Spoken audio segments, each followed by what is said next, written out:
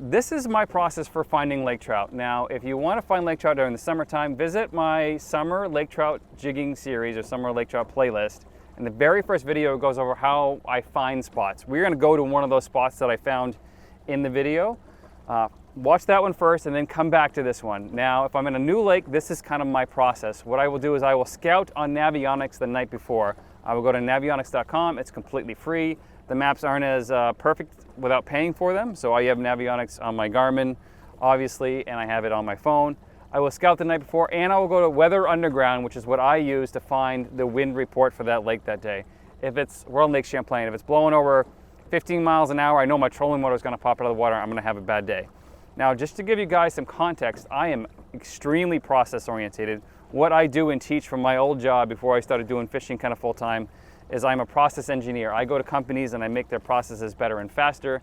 If you want to hire me for that, go right ahead. I still do that part-time. I go in, I do lean manufacturing, so I'm very process oriented, and that's why I like to show you guys and teach you guys how I do things. So this is how I do things from like basically morning until I find fish. So I launch the boat. It does not matter what time of day you go out for lake trout. I have seen bites turn on and off. If you are putting the jig right on their nose, get them to chase, that is kind of step one they're gonna eat. So we are running a GT54 transducer in the back, and now I will always run maps and I will always run a 2D transducer, even if I have Livescope XR, which is this giant beast you see on my left leg here. This thing is a $2,500 transducer, so I can see fish really, really far away. Now, what I will do is I'll launch the boat in the morning and I'll kind of scout the night before where I want to go based on wind. If it's really windy, I can hide behind some islands and stuff like that, so I'll choose my spots based on what the wind is doing if I only have that day to fish. So in this case, what we're seeing on the screen there, and I'm going to zoom in right there, all of that is bait. I do not want you to jig on bait, right? So what I want you to do is what I'm going to do right now. I'm going to stop for a second, and I have waypoints right next to me. I was just here this morning. I'm near the spot I want to fish, so I'm going to run up and I'm going to drop my trolling motor. I haven't seen any fish yet, but I'm going to drop my trolling just to make it easier for filming. And hopefully you guys can see that bait that we were just seeing just disappeared, and that's because of water temperature down deep. Now, if the water temperature is too hot up top, that bait won't be there. They can't take that heat like most species. So now we get back into bait there. And what I want to show you guys is the key difference between bait and a lake trout. So lake trout will do things differently than bait will, obviously. So we're going to spot lock us here, and I want to show you the biggest question that I get asked. Why aren't these lakers are down there and they will not chase?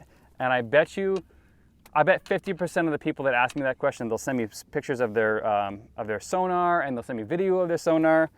Bet you 50% of the people that do that are actually trying to jig bait, and the bait is about the same size of your jig that's going down. And before we get into the severe technical thing, we are now using the Big Bait kit, and this is the Big Bait XL kit. I didn't put a sticker on it yet, but what this is my go-to for all lake trout lakes that have lake trout over that 25-inch mark. It now has 6 swim baits, 4 tubes with a tube jig in there as well, 10 grubs, and then 2 1-ounce chartreuse, 2 1-ounce white, and then we got 2 3/4 as well. So this is going to be available on the website by the time I release this video. I've added tubes to the mix because I've been keeping asked, when are you going to add tubes to the Big Bait kit? So now it's Big Bait Kit XL, and it's going to come with a 2-ounce giant jig just like that in there with a heavy-duty VMC hook. So what we're going to do is I'm going to show you guys. We're spot locked right now. We have our sonar on the right here, and my sonar is on the back right-hand corner of my boat, literally where my rod tip is. Hopefully you guys can see that. It's right there. I want to jig my rod right on top of that. If we are off a little bit, we might not see our jig. We might not even see fish. We'll see fish, but we might not see our jig. So right now we're in 100 and something feet. We want to make sure that we are in high chirp, and we can mess around with our frequency if you want. I also have gain, auto is good. Let me sonar set up. We want our scroll speed turned up all the way. That is how fast of the information we're getting back. And then we also want sonar setup, advanced, appearance. We want to turn A scope on. So A scope is the amplitude scope that's on our right hand side.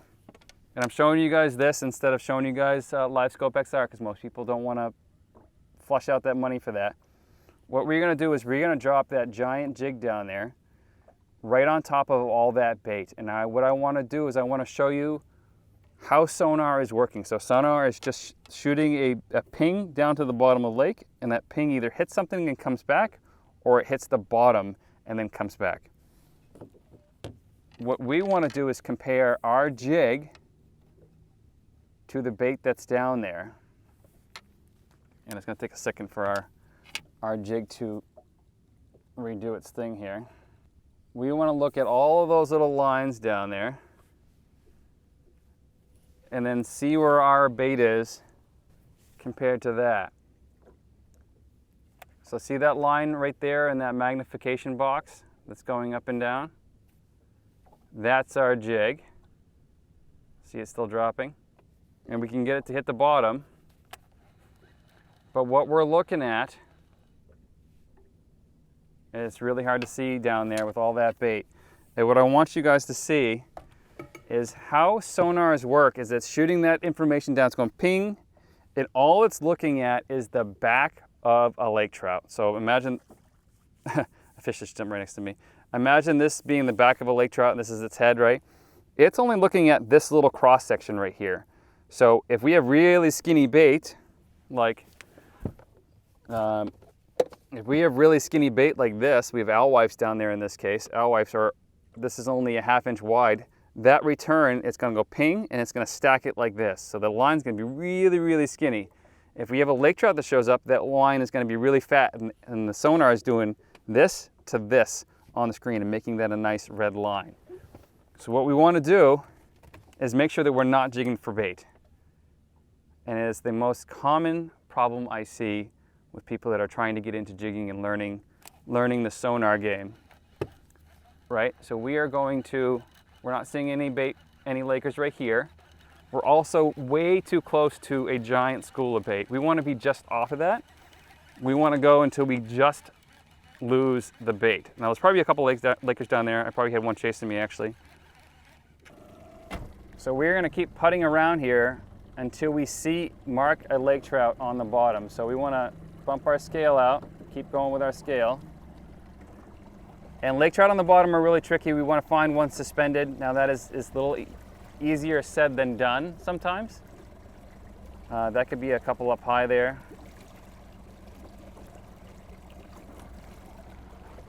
Kind of spin around. Ideally we would head into the wind. There's like almost no wind today, so it's not really that big of a concern. It's a lot of shifting. You can also do, like, if I was doing this a lot and didn't have a really expensive trolling motor in the front, I would be running a little tiller steer, like a little handle steer trolling motor.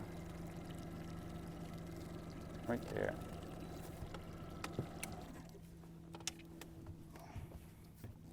Now, normally I wouldn't stop on stuff that looks like that, but what that is lakers that are off to the right or the left-hand side of my cone, or just out of my cone range.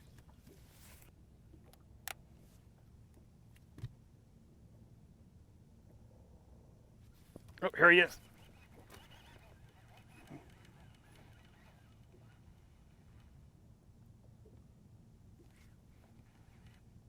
Come here.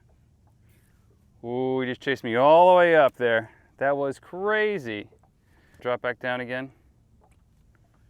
And usually there's one, there's more. So we have kind of two choices. We can hover it above bottom, or we can pound it in the bottom. Pounding it in the bottom will also show us how much dead spot there is down there with 2D. So if we're on a ledge, there's going to be a blind spot down there, which is the advantage of holding a dead stick above bottom.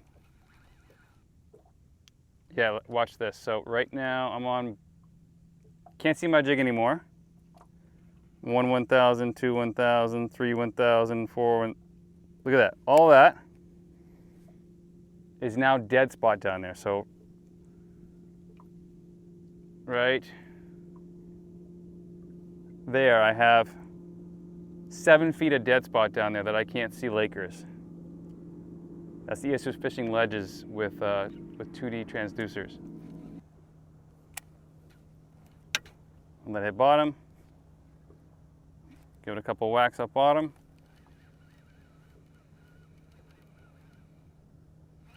Here he comes.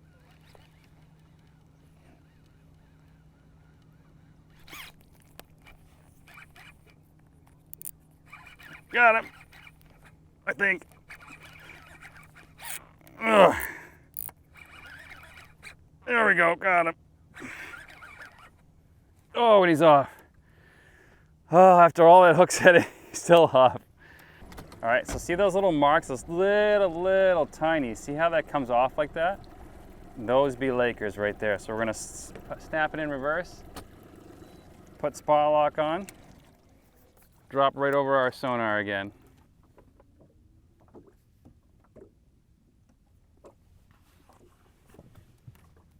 Oh, he's already coming up to me.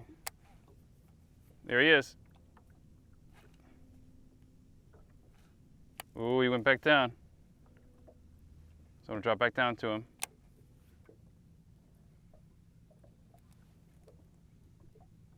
Here comes another one. There's my jig coming down the right-hand side. Got him. We want to slam those fish. Geez, that's exciting, folks.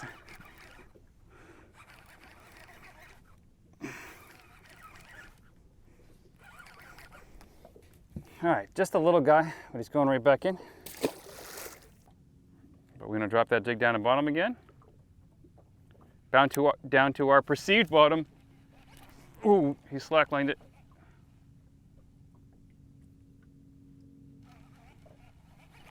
Got him.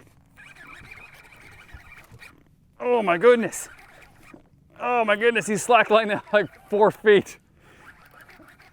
He had it before I knew he had it.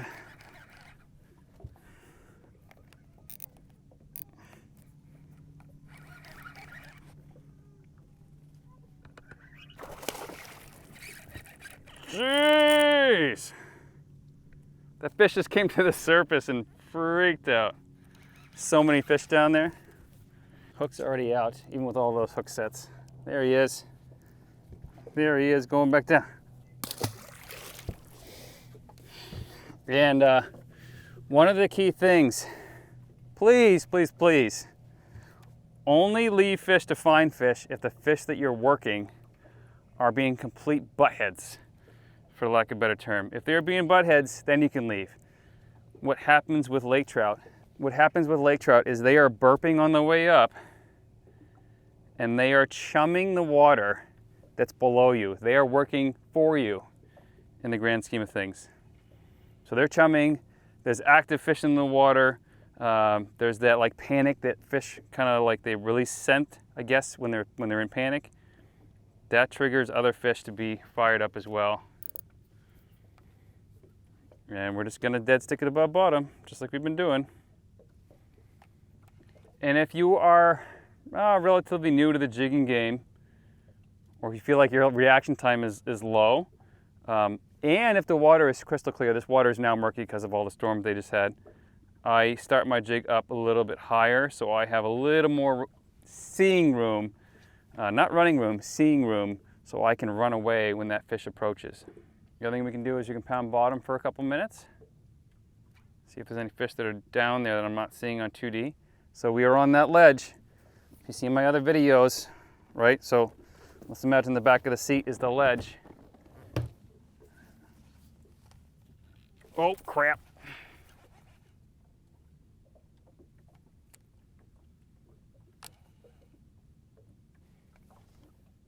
We're actually, the ledge is in front of me, so it comes up in front of me and then down behind me. This is the ledge. Our sonar, this 2D sonar, the GT54, what it's doing is it's shooting down a cone, and it's gonna pick the highest point over here, and then a little bit further down, then it's gonna say, yep, that's bottom, I'm good, right? Oh, that fish just came up to me. And that's why we have that dead spot. So we have 7, between here and down here, the actual bottom, we have 7 feet of dead space in this one spot. That is the advantage of hovering that jig above bottom where we can see here. The other part of that 2D transducer is right, so let's say the transducer is shooting from here to here on the ledge. Right here is going to be your strongest point. That's why I'm keeping my rod tip right underneath this transducer.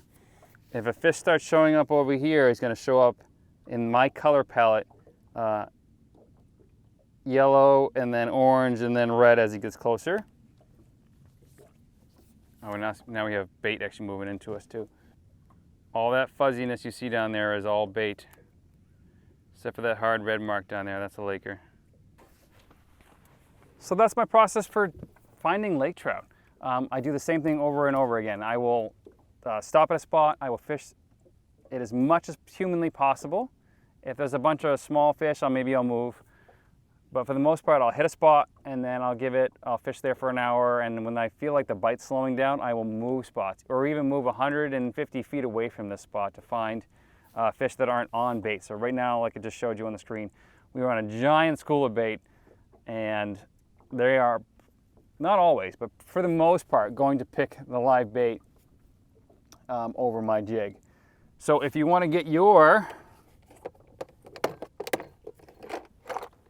Big Bait XL extra large kit, that now comes with the pearl white glow tube in 6-inch with the 2-ounce jig inside, which is an absolute beast of a hook. Look at the size of that thing. Visit benditfish.com, and if you want to see more lake trout videos and tutorials, click here for the summer playlist, and then just all my general lake trout content is over here, and I'll see you on one of those next videos.